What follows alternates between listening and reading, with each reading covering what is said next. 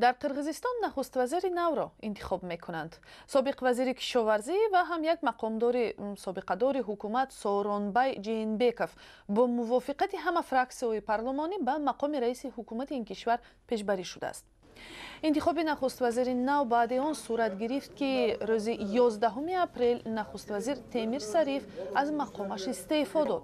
مطبوعات به این مسئله تاکید میکند که سریف در 25 سال استقلالیت قرغیزستان 28مین سروزیر بوده است. درباره تحولات اخیر در حکومت قرغیزستان صحبت داریم با شارح بخش قرغیزی رادیوی آزادی ایدانبек احمداولو. ایدانبек، سلام علیکم. سورونбай جیینбеков چی شخص است؟ چرا محض انتخاب به سر او افتاد؟ У него большие шансы стать премьером. Наверняка уже выберут его. چرا او را انتخاب کردند؟ چون که او یکی از افراد نزدیک پرزیدنت است. او از قدیمترین اعضای تیم پرزیدنت است. به نزدیکی او را به خدمات کادرهای نزد پرزیدنت تعیین کردند. از آنجا معاون اول ستاد پرزیدنت شد. یک ماه در این وظیفه کار نکرده به نخست وزیری پذیرفته شد. یعنی پرزیدنت به او اعتماد دارد و برای همین او را تعیین کرد. سبب از وظیفه رفتن تیمیر سریف چی شد؟ مطبوعات درباره احتمال دست به فساد زدن او می‌نویسند، دیگرها این را رد میکنند، میگویند که سریف را وادار کردند که از وظیفه کنار رود. واقعیت چی است؟ Я думаю, там три причины. Основные три причины это первое. اینجا سه سبب است. سبب اول این است که سال آینده سال 2017 انتخابات برگزار می شود. سبب دیگر در ماجرای مرزی سال گذشته با ازبکستان است. وقتی قرغیزستان یک پاره زمین بحثی را در اختیار ازبکستان گذاشت، این خبر رسانه‌ای شد و بحث زیادی ایجاد کرد. بعداً گفتند که گویا امضا ساخته‌کاری شده است. این قطعه زمین در حدود ولایت جلال آباد در میان ناحیه‌های اقسی و علب‌الدین جایگیر است. در این قطعه کوهی بحثی دستگاه‌های رادیو پراکنی قرغیزستان جایگیر شده اند. سال 2014 ازبکستان نیروهایش را به این قلمرو وارد کرد.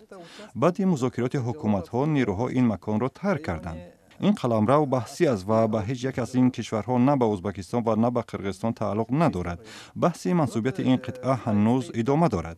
زمانی که مذاکرات بر سر این مسئله جریان داشت، پروتکلی به ازبکستان گذاشتن این قطعه مرز به مطبوعات راه یافت. بعداً سریف درستی این سند را رد کرد و حالا میگویند که سبب اصلی این ماجرا تندر ناشفاف ساختمان راه بلخچی خرمدی در ولایت استقلال است. این راه 104 کیلومتر طول داشته، ارزشش 6 میلیارد و 800 میلیون سوم را تشکیل می‌دهد. تندر ماه اکتبر سال گذشته برگزار کردند. بعد این تندر بعضی سیاستمداران طرز برگزاری آن را زیر سوال بردند و معلوم شد که آن خیلی آسیمه‌سرانه در دوام همگی چند روز برگزار شده است. بعضی شرکت‌ها حتی وقت نیافتند که عریضه‌های خود را پیشنهاد کنند. جنجال سختی برخاست. تفصیلات آن هم به مطبوعات راه یافت. ماجرای میان نخست وزیر و وزیر نقلیات دیگر علنی شد. تیمیر سریف از پرزیدنت درخواست کرد که وزیر را از وظیفه سبکدوش کند. پرزیدنت این طلب را اجرا نکرد و سریف چاره دیگری جز استعفا نداشت.